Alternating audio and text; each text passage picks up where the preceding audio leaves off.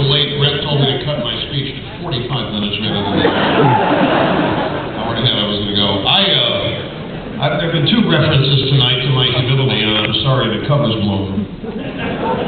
Cal Thomas, he had to leave. He had to catch a plane, but he came by and told me he wasn't going to be able to hear my humble remarks. Brent has referred to it. I'm a little stunned by it because it's been referenced also tonight, I think, by Cal, that I do satire. And the humility that I think I bring to what I do is born of really the roots of this award. When Brent called me and said, we've got this new award, the William F. Buckley Greatest Conservative in the World Award, and you want to win the first one, I think that's what he said when he first posted it. And I said, well, that fits.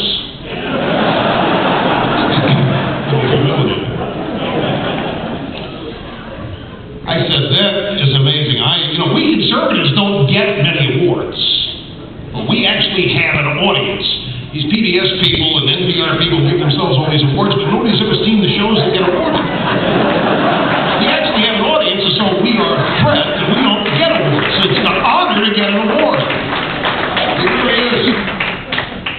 But to get the first award named after William F. Buckley, Neil Bortz referred to this earlier, and he was attempting to be self-deprecating in his humor. In his case, he was telling the truth. He's never had an original thought.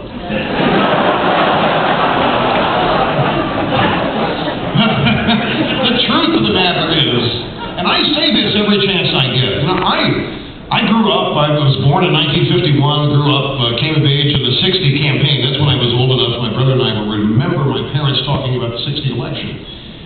And I had a lot of ancillary interests as a kid that didn't include politics, but I was just surrounded by it all the time.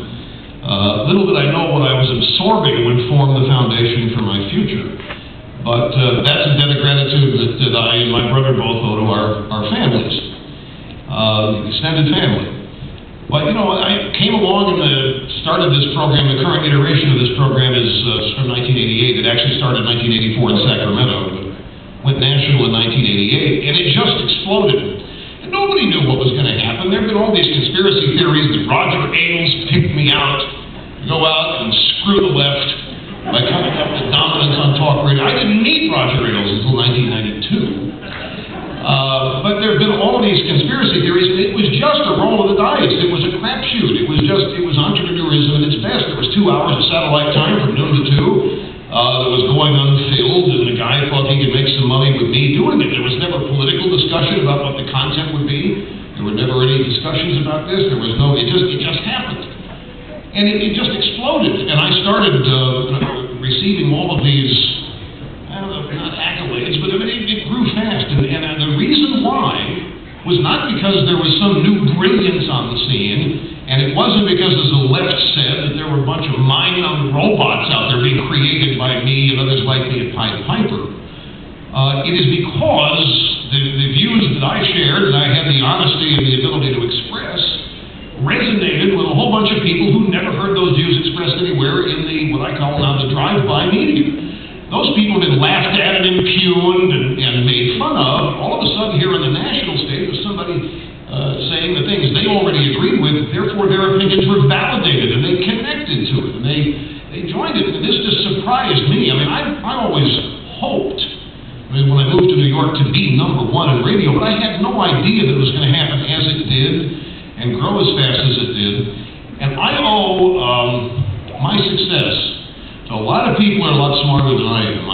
My foundation for conservative, anybody can be a conservative, but if you can't explain why, if you're just relying on your instincts, anybody can do that, and nobody's going to care to listen to it. If you can explain it, inspire others to explain it, inspire others to understand it, which helps them to go explain it, then you create a little army that manifests and grows among families, neighborhoods, and communities, and that's what's happened since, well, in my case, 1988, but it all started long before I came along. And that's the importance of this award being named after Mr. Buckley. He had many godfathers of this movement. You could say Goldwater and Reagan, but if Bill Buckley hadn't done what he did, none of them